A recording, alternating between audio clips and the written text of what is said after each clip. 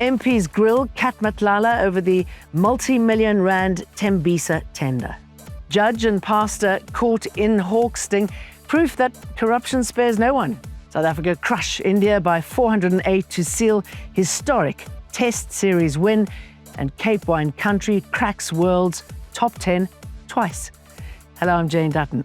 EWN, in touch, in tune, and independent. The man the country has been waiting to hear from, Vusimuzi Matlala, has been grilled by Parliament's ad hoc committee over the 360 million SAPS medical services tender his company won in 2024.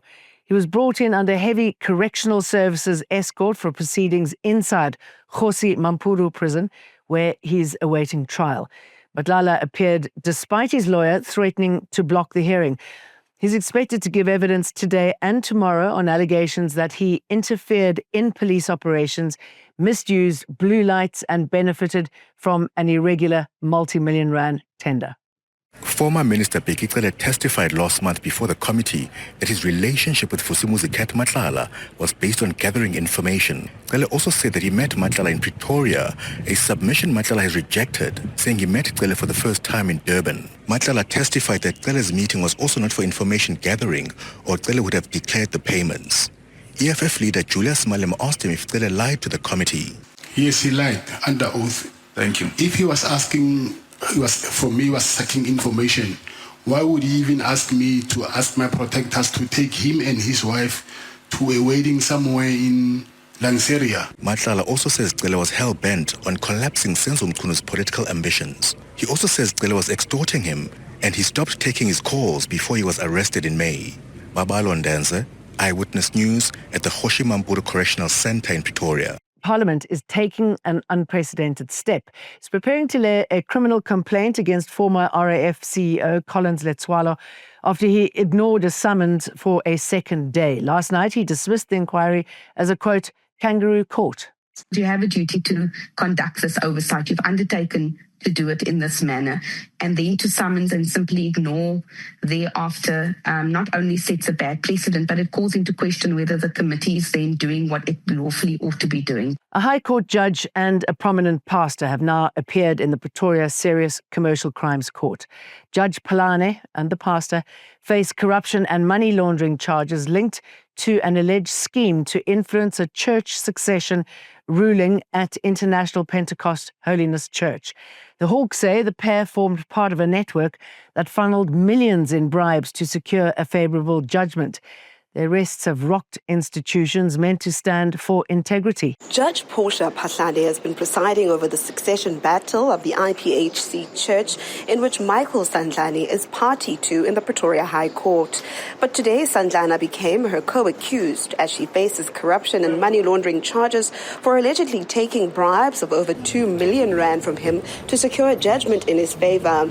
During her bail application, Pahlade's lawyer, Pete Du Plessis, informed the court that she plans on pleading not guilty to the charges against her.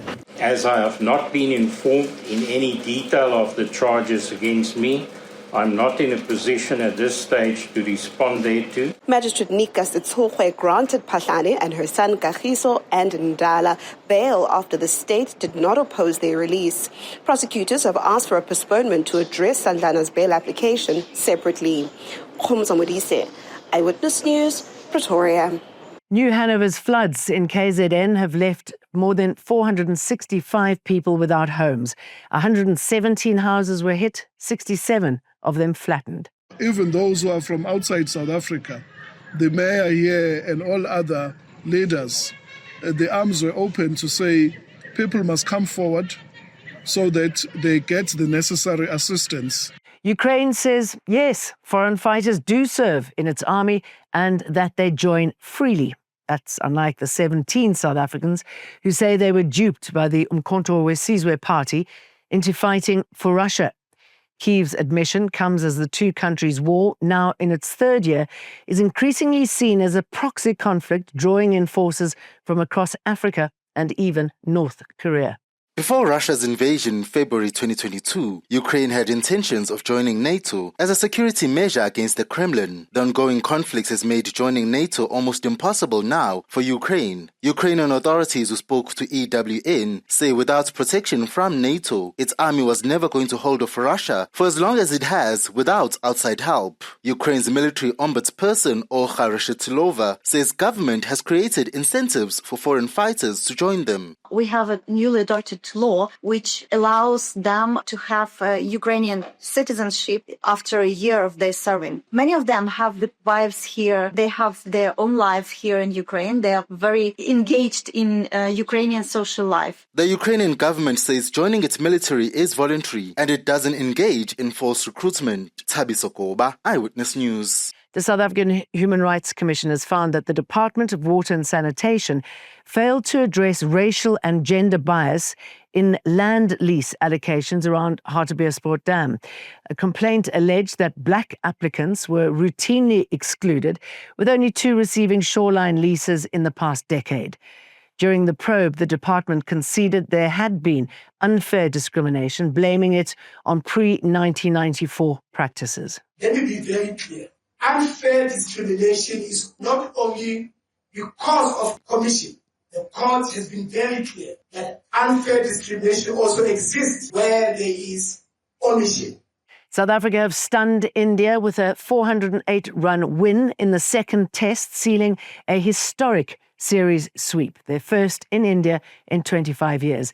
India were bowled out for 140 in a chase of 549, suffering their heaviest test defeat by runs. Simon Harman led the rout with 6 for 37, while Marco Jansen, who smashed 93 and took 6 for 48 in the first innings, was named player of the match.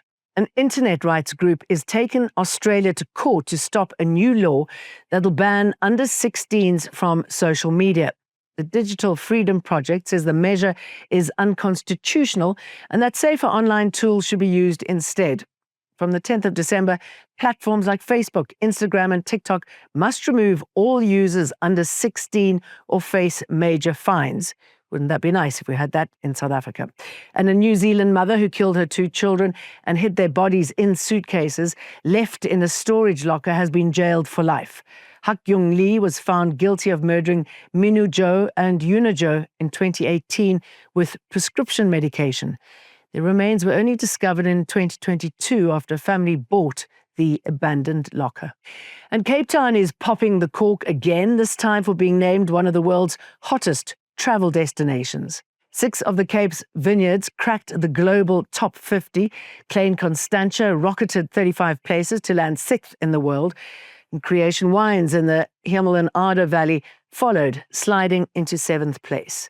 Cape Tourism's Bryony Brooks says the win proves what travellers already know. The Cape's wine scene is unbeatable. From historic vineyards and pioneering cellar doors to tastings set against some of the most stunning scenery in the world, the Cape is proving why it's a must-visit destination.